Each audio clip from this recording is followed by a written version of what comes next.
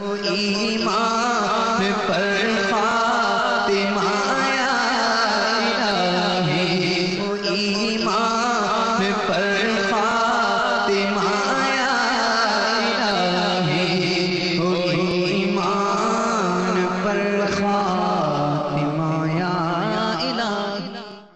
الحمدللہ رب العالمین والصلاة والسلام علی سید المرسلین، اما بعد فاعوذ باللہ من الشیطان الرجیم، بسم اللہ الرحمن الرحیم۔ الصلاة والسلام علیک یا رسول اللہ وعلی آلک وصحابک یا حبیب اللہ۔ الصلاة والسلام علیک یا نبی اللہ وعلی آلک وصحابک یا نور اللہ۔ ہمارے پیارے نبی مکی مدنی صلی اللہ علیہ وآلہ وسلم کا فرمان ہے کہ میرا جو امتی اخلاص کے ساتھ مجھ پر ایک مرتبہ درود پاک پڑھے گا، اللہ پاک اس پر 10 رحمتیں نازل فرمائے گا، اس کے 10 درجات بلند فرمائے گا، اس کے لیے 10 نیکیاں لکھے گا اور اس کے 10 گناہ مٹا دے گا۔ صلو علی الحبیب صلی اللہ تعالی علی محمد وعلی آلہ وصحبہ وبارک وسلم۔ صلاۃ و سلام علیک یا مکی یا مدنی یا عربی یا قرشی یا ہاشمی یا مطلبی یا رسول اللہ۔ امیر المومنین مولا کائنات علی المرتضیٰ شیر خدا کرم اللہ تعالی وجہہ الکریم نے روایت کیا کہ نور والے آقا مدینے والے مصطفیٰ صلی اللہ تعالی علیہ وآلہ وسلم نے فرمایا کہ اپنی اولاد کو 3 خصلتوں پر تربیت کرو۔ نمبر 1، تمہارے نبی صلی اللہ تعالی علیہ وآلہ وسلم کی محبت۔ نمبر 2، اہل پاک کی محبت۔ اور نمبر 3، تلاوت قرآن۔ بے شک قرآن کی تلاوت کرنے والا انبیاء و اصفیاء کے ساتھ اس روز عرش الہی کے سائے میں ہوگا جس دن عرش الہی کے علاوہ کوئی سایہ نہ ہوگا۔ تو میرے میٹھے میٹھے پیارے پیارے اسلامی بھائیوں، علامہ عبدالرؤف مناوی علیہ رحمۃ اللہ القوی فرماتے ہیں کہ ان 3 خصلتوں کی اہمیت کے پیش نظر بطور خاص ذکر فرمایا۔ مطلب یہ کہ اولاد کو ان 3 خصلتوں کا فریفتہ بناؤ، انہی پہ پروان چڑھے اور ہمیشہ ان پر قائم رہیں۔ نیز نبی صلی اللہ علیہ وآلہ وسلم کی محبت سے آپ صلی اللہ علیہ وآلہ وسلم کی ایمانی محبت مراد ہے۔ یہ واجب ہوتی ہے کیونکہ یہ دین کی پیروی پر ابھارتی ہے۔ تو میٹھے میٹھے اسلامی بھائیوں، مدنی چینل کے ناظرین، گھر میں بچوں کا ہونا یقیناً اس کی وہی قدر و منزلت جانتے جن کے گھر میں بچے نہیں ہوتے، اور نہیں جانتے تو ان سے پوچھیں جن کے گھر میں بچے نہیں ہوتے کہ بچوں کا ہونا یہ گھر کو کتنا خوبصورت بناتا ہے، اور یہ آئندہ کے معاشرے کی ایک کامل تصویر ہے کہ یہ ایک بچہ نہیں ہے، یہ آئندہ انہی بچوں پر مشتمل معاشرہ تشکیل ہوگا۔ انہی بچوں نے آگے چل کر معاشرے کی باغ دوڑ سنبھالنی ہے۔ اگرچہ ہم اپنا مستقبل بھی اپنے بچوں کو ہی سمجھتے ہیں، میرا کاروبار کون سنبھالے گا؟ میرا بچہ سنبھالے گا۔ کوئی ایسے خاندانی معاملات ہوتے ہیں تو اس میں بھی اپنے بچوں کو آگے آگے ہم رکھتے ہیں کہ میرے بعد میرے بچے ہی پوری فیملی کے بڑے بنے. دین کے معاملے میں ہمیں اس بارے میں غور کرنا چاہیے کہ ایک محنت کے ساتھ ایک زندہ قوم کی آبیاری یہ ہمیں کرنی ہے. عزت دار، غیرت مند، باشعور اور ترقی یافتہ معاشرے کی تشکیل کے لیے اپنے بچوں میں، ان کی نس نس میں عشق رسول یہ بسا دیجیے. انشاءاللہ عز و جل دنیا اور آخرت میں سرخرو ہوں گے.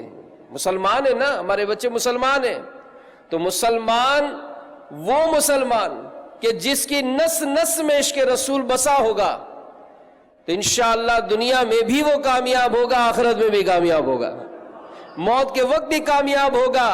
ایسا شخص قبر میں بھی کامیاب ہوگا، ایسا شخص آخرت میں بھی کامیاب ہوگا، اور انشاءاللہ جن سے محبت کا دم بھرتا ہے جنت میں انشاءاللہ ان کے ساتھ ہوگا. تو یقین مانیے کہ عشق رسول ہی وہ قوت ہے جو مسلمان کو کبھی پست یا ناکام نہیں ہونے دیتی. تو میرے میٹھے میٹھے پیارے پیارے اسلامی بھائیوں، عشق رسول کیسے پیدا ہو اور اپنی ذات میں، اپنی اولاد میں، اپنے گھر والوں میں عشق رسول ان کے دلوں میں پیدا ہو جائے، اس کے لیے کیا کیا اقدامات کیے جائیں. خود کو سچا پکا عاشق رسول بنانے کے لیے کون سے طریقوں پر عمل کیا جائے، اپنی اولاد کے سینوں میں عشق رسول کو کیسے معمور کیا جائے، عشق رسول کی کیا علامات ہیں. صحابہ کرام علیہم رضوان پیارے نبی صلی اللہ علیہ وآلہ وسلم سے کیسی محبت کیا کرتے تھے، اور آج ہمارا کیا انداز ہے.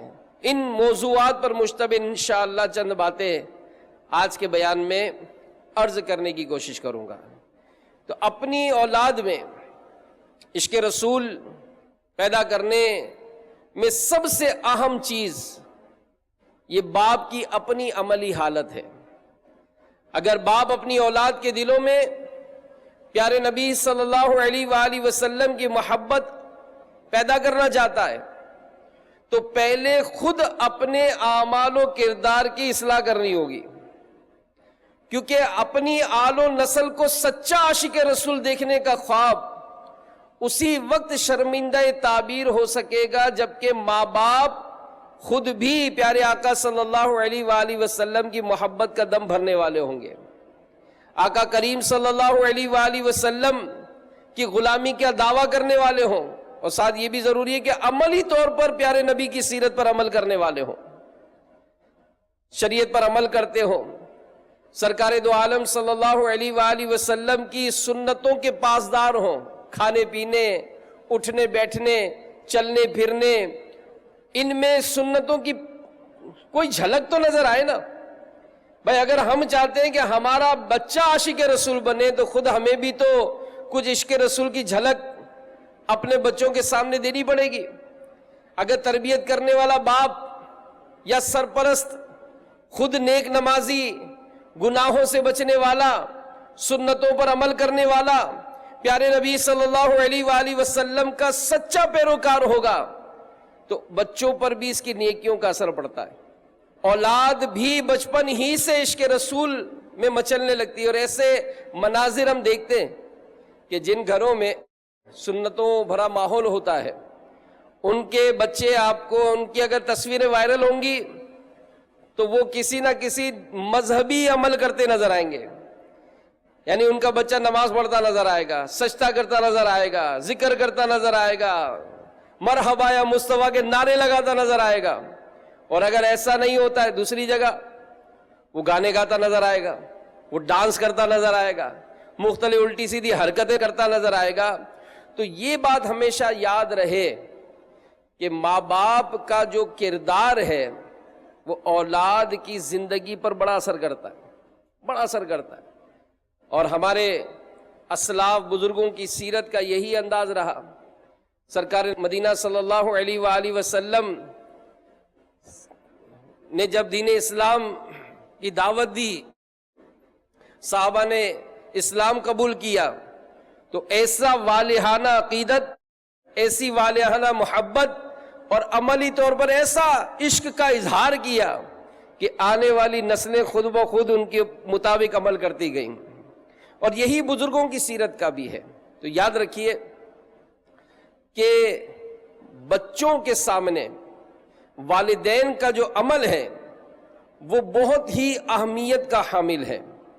حدیث پاک میں ہے، حضرت سیدنا عبداللہ بن عباس رضی اللہ تعالیٰ عنہما روایت کرتے ہیں کہ بے شک اللہ عز و جل انسان کی نیکوکاری سے اس کی اولاد در اولاد کی اصلاح فرما دیتا ہے، اور اس کی نسل اور اس کے پڑوسیوں میں اس کی حفاظت فرماتا ہے، اور وہ سب اللہ کی طرف سے پردہ اور امان میں رہتے ہیں. میرے میٹھے میٹھے اسلامی بھائیوں، مدنی چینل کے ناظرین، آج ہم میں سے بھی اس بات کا کتنوں کو مشاہدہ ہوگا کہ یوں سمجھیے کہ بگڑنے میں کوئی کسر نہیں چھوڑی. ہر وہ ذریعہ جو گناہوں کی طرف لے جاتا ہے ہم بھاگتے جا رہے ہیں، لیکن کوئی ایسی چیز ہے جو ہمیں پکڑ کر لے آتی ہے، کوئی ایسی چیز ہے جو پکڑ کر لے آتی ہے. تو علماء فرماتی ہیں کہ وہ ہمارے آبا و اجداد، ہمارے والدین کی نیکیاں ہوتی ہیں.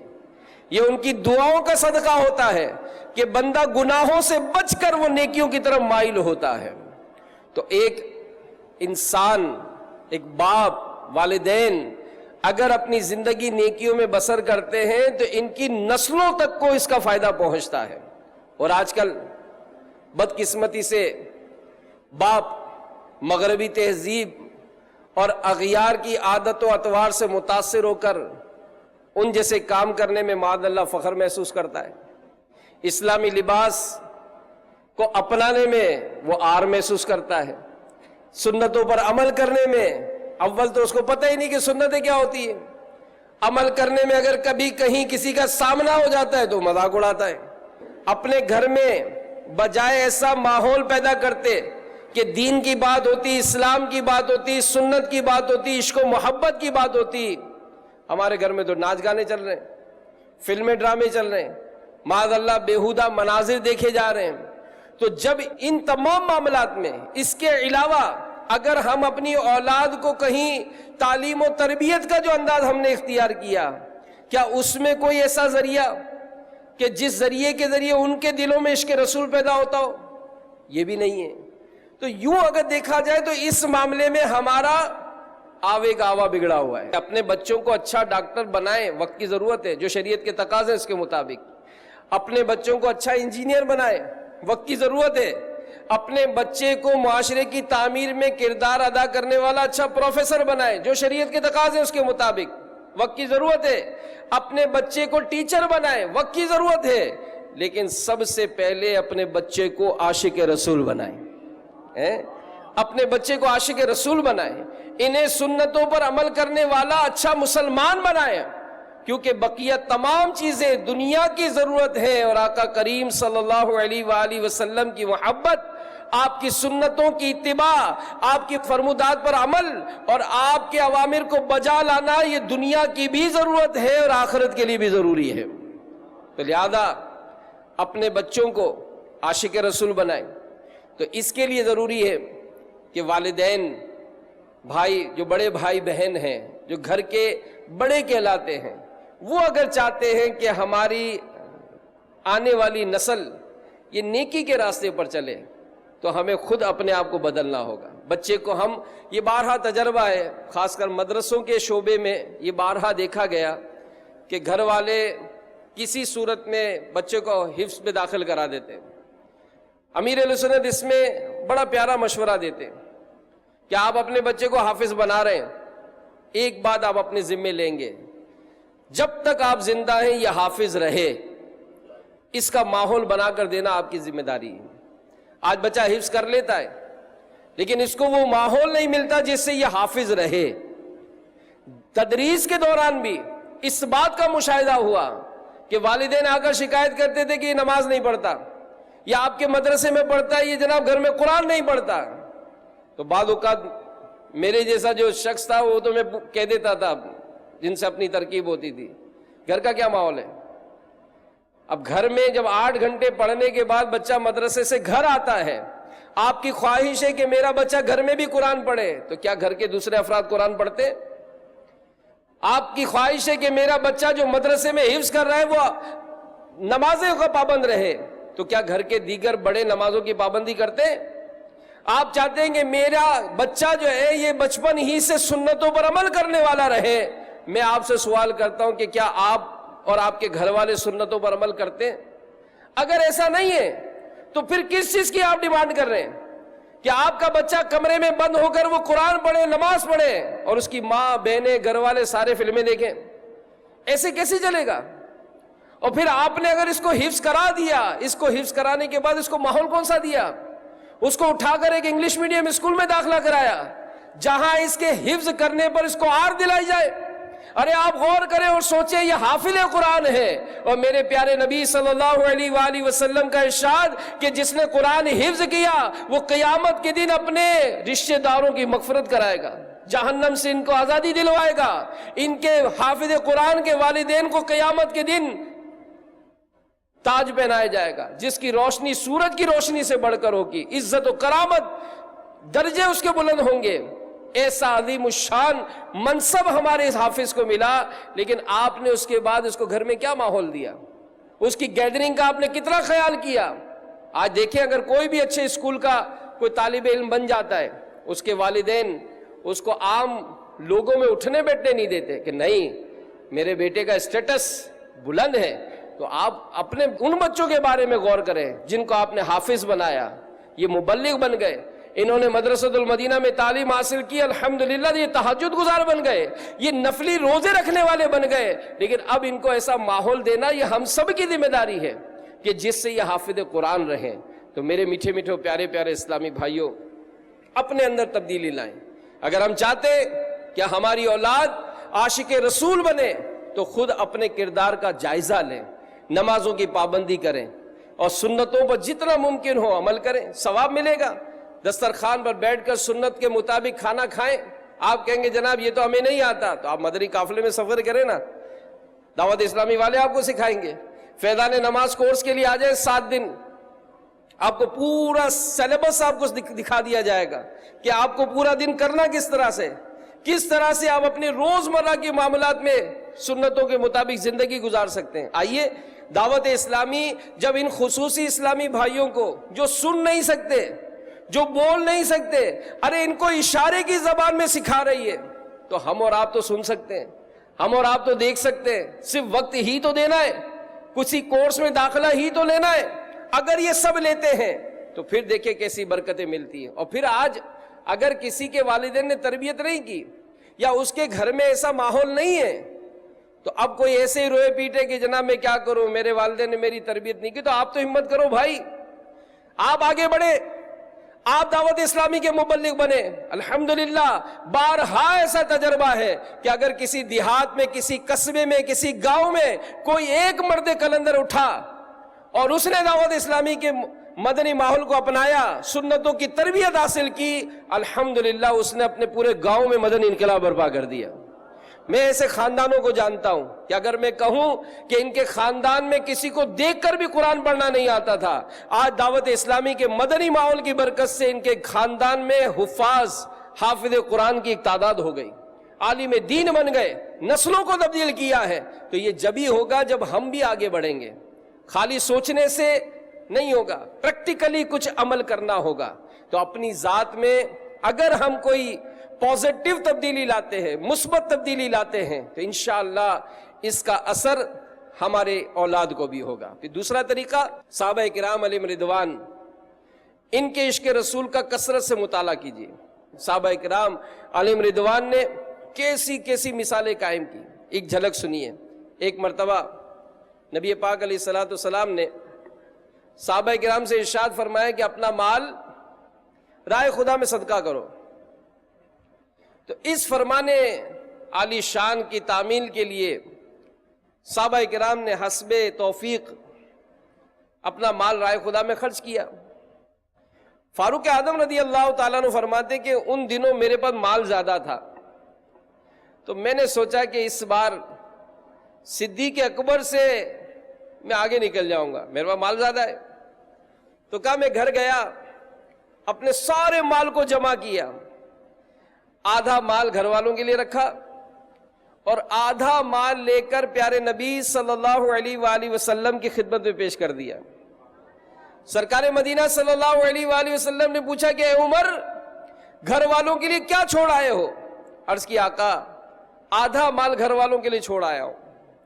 اتنے میں عاشق اکبر، عاشق بے مثال صدیق اکبر رضی اللہ تعالی عنہ اپنا مال لے کر بارگاہ رسالت پہ حاضر ہوئے، اور آپ نے حالت یہ تھی کہ ایک بہت سادہ سی قبا، یعنی ایک قسم کی اچکن یا کوٹ ٹائپ کا کچھ پہن رکھا تھا، جس کو ببول کے کانٹوں سے آپ نے پرویا ہوا تھا۔ تو سرکار علیہ السلام نے صدیق اکبر کو دیکھ کر فرمایا کہ ابو بکر، گھر والوں کے لیے کیا چھوڑ آئے ہو؟ اب وہ تو عاشق تھے، انہوں نے کبھی اپنے مال کو اپنا سمجھا ہی نہیں تھا، بلکہ جو کچھ ان کے پاس ہوتا اسے محبوب کی عطا سمجھتے، فوراً عاشق ہوتے کہ کیا پیش کریں جانا، کیا چیز ہماری ہے، کیا پیش کرے جانا، کیا چیز ہماری ہے، ارے یہ دل بھی تمہارا ہے، یہ جان بھی تمہاری ہے۔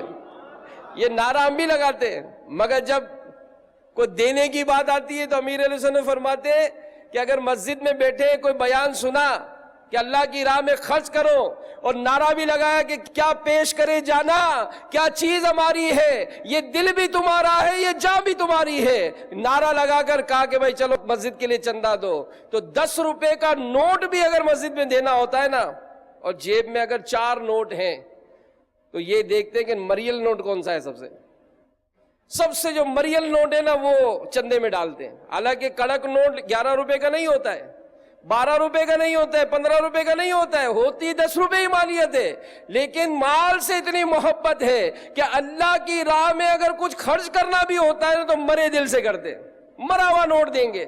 گھر میں کھانا پکا، اب اگر گھر میں کچھ بچ گیا تو مدرسے کے طلبہ یاد آتے ہیں، یار دعوت ہے یار، 3 دے کے بچ گئیں یار، کچھ لے لو یار۔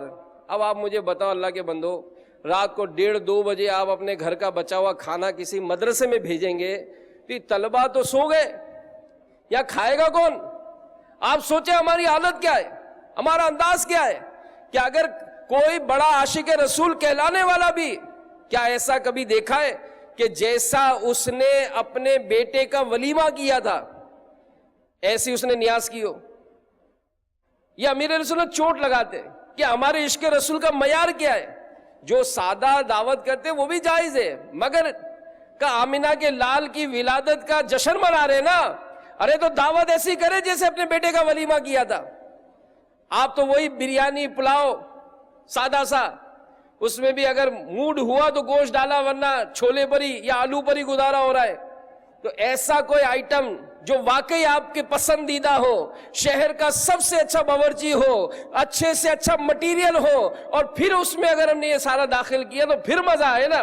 لیکن یہاں کون؟ تو عشق رسول کا دعویٰ تو ہے، عملی طور پر کیا؟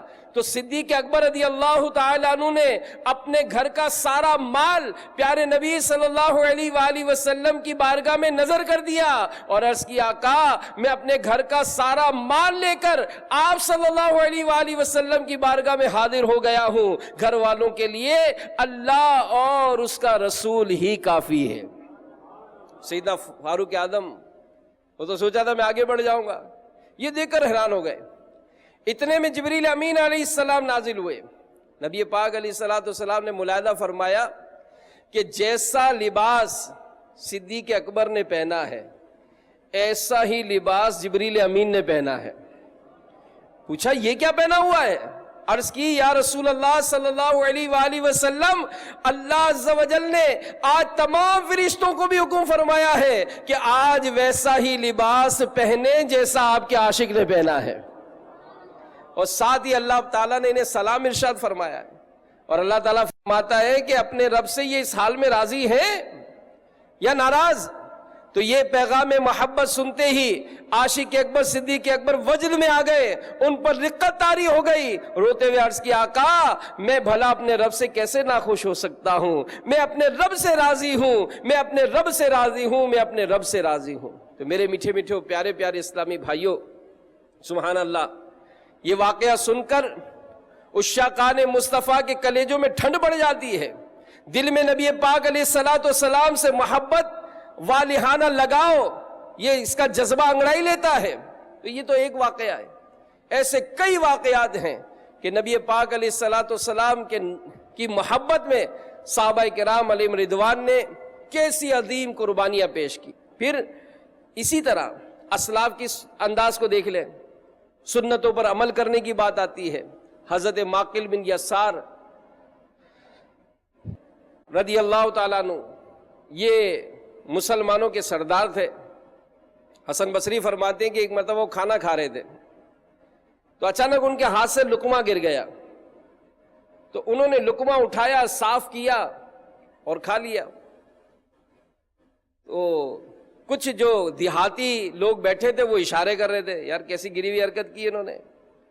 تو کسی نے کہا کہ اللہ امیر کا بھلا کرے، یہ لوگ دیہاتی لوگ اشارے کر رہے کہ سردار نے کتنی گھٹیا حرکت کی، میں نوالا گر گیا تو اٹھا کر کھا لیا جبکہ اتنا سارا کھانا موجود ہے۔ تو انہوں نے فرمایا کہ ان اجمیوں کی وجہ سے میں اس چیز کو نہیں چھوڑ سکتا، میں نے نبی پاک علیہ الصلوۃ والسلام سے سنا ہے ہم ایک دوسرے کو حکم دیتے تھے کہ لقمہ گر جائے تو اسے صاف کر کے کھا لیا جائے، شیطان کے لیے نہ چھوڑا جائے۔ یہ سنت ہے، برتن صاف کرنا، انگلیوں کو چاٹنا، دسترخوان پر گرے ہوئے دانے روٹی کے ٹکڑے اٹھا کر کھا لینا۔ لیکن ہم میں سے کون اپنی اولاد کی تربیت کرتا ہے کہ بیٹا پلیٹ صاف کرے، بلکہ سمجھاتے ہیں کہ کسی کے گھر میں جاتے تو چائے پوری نہیں پیتے، تھوڑی چھوڑ دینی چاہیے۔ پانی کی جب بوتل ملے تو یہ بوتل پوری نہیں پیتے، لوگ کیا کہیں گے یہ بھوکا ہے، یہ ساری بوتل پی گیا، بچا کر چھوڑتے ہیں۔ یہ ہم اپنے بچوں کو یہ سکھاتے ہیں۔ پلیٹ صاف کرنے کا، اگر کوئی پلیٹ کو چاٹ صاف کر رہا ہو تو ہم تو دیکھتے ہیں کیا حرکت کر رہا ہے، ارے ہم مسلمان ہیں۔ ہمارے نبی صلی اللہ علیہ وآلہ وسلم کی عادت مبارکہ کہ سرکار مدینہ صلی اللہ علیہ وآلہ وسلم کھانا کھانے کے بعد اپنی مبارک انگلیوں کو چاٹتے تھے، برتن کو صاف کرتے تھے، بلکہ فضیلتیں بیان کی کہ جو برتن کو دھو کر پی لے اللہ تعالیٰ اس کو ایک غلام آزاد کرنے کا ثواب عطا فرماتا ہے، اور جو دسترخوان پر گرے ہوئے دانے روٹی کے ٹکڑے اٹھا کر کھاتا ہے، علماء فرماتے ہیں کہ وہ اس سے پہلے کہ اس کے پیٹ میں جائے اللہ تعالیٰ اس کی بخشش فرما دیتا ہے۔ لیکن ہم کیا خود ایسا عمل کرتے؟ ہمارا انداز کیا ہے؟ ہمارے گھروں کی کیفیت کیا ہے؟ گھروں سے کتنا کھانا پھینکا جاتا ہے، کتنی روٹیاں ادھر ادھر کی جاتی ہیں، کتنا کچھ گٹر لائنوں میں ڈالا جاتا ہے، اس کی کیفیت ہمارے سامنے ہے۔ تو اگر ہم چاہتے ہیں کہ ہمارے بچے بھی اس کا عمل کریں تو اپنے دسترخوان کو سنتوں سے سجائیے، دسترخوان پر بیٹھے ہوں دعائیں پڑھائیں، نیتیں کرائیں، برتن صاف کرنے کی ترغیب دلائیں۔ انشاءاللہ یہ انداز اختیار کریں گے تو پھر بچوں کو بچپن سے ہی جو سکھائیں گے، آپ جو سکھائیں۔ امیر اہل سنت کا انداز اگر آپ مدنی چینل پر دیکھتے ہوں، بلکہ میں تو آپ سب کو مشورہ دوں گا، مدنی چینل کے ناظرین کو بھی دوں گا کہ آپ بالکل شروع سے امیر اہل سنت کی آمد کا منظر یہ مدنی چینل پہ دکھایا جاتا ہے۔ بچوں پر شفقت، بچوں پر محبت، ایک آپ کو خوبصورت انداز ملے گا۔ تو یہ ایک انداز ہے کہ اگر ہم یہ اپناتے ہیں ہمارے اندر بھی اور ہمارے بچوں میں بھی عشق رسول پیدا ہوگا۔ تیسری بات، تیسرا طریقہ عشق رسول بڑھانے کا، پیارے نبی صلی اللہ علیہ وآلہ وسلم کے حسن و جمال کا ذکر کیجئے۔ اب میری نگاہوں میں جچتا نہیں کوئی، نہیں کوئی، اب میری نگاہوں میں جچتا نہیں کوئی، نہیں کوئی، جیسے میرے سرکار ہے ایسا نہیں۔ تو یہ تذکرے کریں گے عشق و محبت کی بات۔ حضرت جابر بن سمورہ رضی اللہ تعالیٰ عنہ فرماتے ہیں کہ ایک مرتبہ میں نے رسول اللہ صلی اللہ علیہ وآلہ وسلم کو چاندنی رات میں سرخ دھاری دار حلہ زیبتن کیے دیکھا۔ میں کبھی چاند کی طرف دیکھتا، کبھی آپ علیہ الصلوۃ والسلام کے چہرے انور کو دیکھتا۔ تو مجھے آپ کا چہرہ چاند سے بھی زیادہ خوبصورت نظر آتا تھا. لگاتے ہیں نعرہ یہ ایمان والے محمد ہمارے بڑی شان والے محمد ہمارے.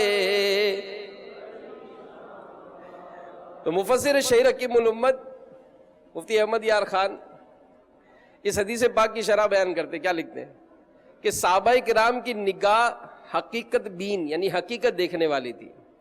حقیقت میں چہرہ مصطفی صلی اللہ علیہ وسلم چاند سے کہیں زیادہ حسین ہے کہ چاند صرف رات میں چمکے، یہ چہرہ دن رات چمکے. چاند نور ابدان یعنی جسموں کو نور دے اور یہ چہرہ نور ایمان دے. چاند گھٹے بڑھے، چاند گھٹے بڑھے، یہ چہرہ گھٹنے سے محفوظ رہے. چاند کو گرہن لگے، یہ کبھی نہ لگے. چاند سے عالم اجسام کا نظام قائم ہے اور میرے پیارے نبی سے عالم ایمان کا. حضور صلی اللہ علیہ وسلم کا چاند سے زیادہ حسین ہونا صرف ان کی عقیدت میں نہ تھا، بلکہ واقعہ یوں ہے کہ چاند دیکھ کر کسی نے ہاتھ نہ کاٹے، چاند دیکھ کر کسی نے ہاتھ نہ کاٹے. حسن یوسف دیکھ کر زنان مصر یعنی مصر کی عورتوں نے اپنے ہاتھ کاٹ لیے، اور حسن یوسف سے حسن محمد کہیں زیادہ افضل ہے. لہذا حضرت جابر کا یہ فرمان بالکل سچ ہے. چاند کی طرح ان کو ہم کہیں تو مجرم ہے، چاند کی طرح ان کو ہم کہیں تو مجرم ہے، کیونکہ ان کی چوکھٹ پر چاند خود سوالی ہے. سبحان اللہ. تو میرے میٹھے میٹھے پیارے پیارے اسلامی بھائیوں، پیارے نبی کی جو یعنی ان نورانی جسم کا جو تذکرہ کریں گے، دست مبارک کا تذکرہ کریں، سبحان اللہ. برتن میں ہاتھ مبارک ڈالا تو انگلیوں سے چشمے پھوٹ پڑے. کسی کمزور بکری کے تھنوں پر ہاتھ لگا دیا، اتنا دودھ دیا کہ برتن سارے بھر گئے، اور اس کی روایتیں موجود ہیں. تو اپنی اولاد کو ہم پیارے نبی کی ان باتوں کو بھی بتائیں کہ ہمارے پیارے نبی، ان کی یہ عظمت و شان تھی، ان کی پیدائش کے وقت یہ معجزات رونما ہوئے تھے. اسی لیے ہم گھر کو سجاتے ہیں، اسی لیے اپنے شہروں کو سجاتے ہیں، اسی لیے اپنے بلڈنگوں کو سجاتے ہیں. پھر اسی کے ساتھ حضور کے اوصاف حمیدہ یہ بیان کیجئے. نبی پاک علیہ السلام کی سیرت کے واقعات کہ ہمارے پیارے آقا صلی اللہ علیہ وآلہ وسلم کے اخلاق کیسے تھے، حلم، عفو، درگزر کا عالم کیا تھا، کیسے کیسے ظلم و ستم ہوئے، لیکن پیارے نبی صلی اللہ علیہ وآلہ وسلم نے کبھی کسی سے بدلہ نہیں لیا ہے، کسی کو ڈانٹا نہیں، کسی کو جھاڑا نہیں. اور ہمارے پیارے نبی سبحان اللہ، حضرت ام دردہ رضی اللہ تعالی عنہا اپنے شوہر ابو دردہ رضی اللہ تعالیٰ عنہ سے پوچھتی ہیں کہ میں آپ کو دیکھتی ہوں کہ آپ بات کرتے کرتے مسکراتے ہیں، تو اتنا کیوں مسکراتے ہیں؟ تو انہوں نے ارشاد فرمایا کہ میں نے پیارے نبی کو دیکھا کہ ہمارے پیارے نبی جب بھی بات کیا کرتے تھے مسکرایا کرتے تھے، تو میں تو کسی کی سنت کو ادا کر رہا ہوں. تو اگر ہمارے آپس میں بھی مسکراہٹ کا تبادلہ ہو جائے، آپ بتائیں یہ جو لڑائی جھگڑے ختم ہو جائیں گے کہ نہیں؟ کیا کسی کو لڑتے ہوئے مسکراتے ہوئے دیکھا ہے کہ مسکرا کر لڑ رہا ہو، مسکرا کر گالیاں دے رہا ہو، مسکرا کر تھپڑ مار رہا ہو؟ کبھی بھی نہیں. تو اگر ہم اپنے انداز بنا لیں گے مسکرانے کا، محبتوں کا، اخلاق کا، کوئی اگر ہمیں ستائے گا تو ہم معاف کر دیں گے، کسی کو ہم نے ستایا، کوئی تکلیف پہنچ گئی تو معافی مانگ لیں گے. اب جب یہ انداز ہوگا، معاشرے کا یہ انداز ہوگا تو پھر سارا امن و امان سکون ہی سکون ہوگا. ہمیں شکوہ ہے نا کہ ہمارے بچے آپس میں لڑتے ہیں. اب جب ان کو سیرت صحابہ کا مطالعہ کرائیں گے, سیرت نبی صلی اللہ علیہ وسلم کا مطالعہ کرائیں گے, جب یہ سارا ماحول ہمارے گھروں میں ہوگا تو کیا ہمارے بچے لڑیں گے؟ آج جو والدین کو کان پکڑ کر جو اولڈ ہاؤس میں چھوڑ آتے ہیں, اس کی بیسک کیا؟ بچوں کو اگر شروع سے ہی سنتوں کی تربیت ہوتی تو کیا اولاد کبھی, وہ اولاد جو عاشق رسول ہو, کیا کبھی اس نے سنا ہے کہ کوئی مذہبی شخص نے اپنے ماں باپ کو اولڈ ہاؤس میں چھوڑا ہو؟ کبھی بھی نہیں. تو یہ سب باتیں جو ہم چاہتے ہیں ہمارے گھر میں, ہماری اولاد میں پیدا ہوں, یہ ہمارے پیارے آقا کی سیرت سے ملیں گے. ان چیزوں کو اپنائیں, ان چیزوں کا تذکرہ کریں, اور پیارے نبی کی سیرت اس کا درس دیں, اس کا بیان کریں, اور اس کو خود بھی اپنانے کی کوشش کریں. پھر اسی طرح اولاد میں عشق رسول پیدا کرنے کا ایک بہترین ذریعہ کہ نبی پاک علیہ السلام کی ذات پر درود پاک پڑھنے کی عادت ڈالیے. اس کا تو کوئی ایسی مدنی تحریک چلا لیجئے, اللہ کرے کہ ہمارے گھروں میں رائج ہو جائے. امیر علیہ سنت نے بارہا اس کی ترغیب دلائی کہ گھر میں اسلامی بہنیں, بچے, بچیاں سب جمع ہو کر درود پاک کا ورد کریں. 1200 مرتبہ روزانہ گھر میں درود پڑھا جا رہا ہے, اور جناب اسی چادر پر بیٹھ کے سب نے درس دیا اور سن لیا. ایسا پیارا مدنی ماحول بنے گا. اور دعوت اسلامی میں مدنی تحریک چلتی ہے. بار بار پر صلو علی الحبیب کے جو نعرے بلند ہوتے ہیں, صلو علی الحبیب کا مطلب کیا؟ حبیب پر درود پڑھو. تو جیسے ہی نعرہ لگتا ہے درود پاک کی صدائیں بلند ہوتی ہیں. تو اپنے بچوں میں بھی اگر کوئی چیز دی جائے, مثال جیب خرچ دی جائے, کہو بیٹا اللہ صلو علی الحبیب, تو فوراً درود پاک پڑھے. لینے دینے میں ان چیزوں کی ایک مدنی تحریک چلائیں, ہدف دے. ہم روزانہ 1200 مرتبہ درود پاک پڑھیں گے, ہم 12,000 مرتبہ درود پاک پڑھیں گے. اپنے بچوں کو اس کا کوئی ہدف دیا جائے, اس پر عمل کرایا جائے, عمل کرنے پر ان کی حوصلہ افزائی کی جائے, تو پھر دیکھیں کیسا عشق, کیسی محبت بڑھتی ہے. اور درود پاک پڑھنے والوں پر اللہ کی رحمت سے کیسا نزول ہوتا ہے. میرے پیارے نبی صلی اللہ علیہ وآلہ وسلم فرماتے ہیں بروز قیامت لوگوں میں میرے قریب تر وہ ہوگا جس نے دنیا میں مجھ پر زیادہ درود پاک پڑھے ہوں گے. پھر فرمایا کہ جو مجھ پر 100 مرتبہ درود پاک پڑھے گا, اللہ تعالیٰ اس کی 100 حاجتیں پوری فرمائے گا. ان میں سے 30 دنیا کی ہیں اور 70 آخرت کی. ایک اور روایت سنیے, نبی پاک علیہ السلام نے ارشاد فرمایا مجھ پر کثرت سے درود پاک پڑھو, بے شک تمہارا مجھ پر درود پاک پڑھنا تمہارے گناہوں کے لیے مغفرت ہے. تو بزرگوں نے اس سلسلے میں مختلف آداب لکھے. روزانہ 313 مرتبہ دعوت اسلامی سے وابستہ جو اسلامی بھائی ہیں, امیر علیہ سنت سب کو ترغیب دلاتے ہیں کہ دن بھر میں روزانہ کم از کم 313 مرتبہ صلی اللہ علی محمد صلی اللہ علیہ وسلم, الصلاۃ والسلام علیک یا رسول اللہ, جو بھی درود پاک آپ کو یاد ہے, جو صحیح طریقے سے پڑھ سکتے ہیں, اس کو پڑھنے کی عادت بنائیں. اپنی اولاد کو اس کی تربیت دیں. اللہ تعالیٰ مجھے اور آپ کو عمل کرنے کی توفیق عطا فرمائے. ایمان پر خاتمہ یا الہی, ایمان پر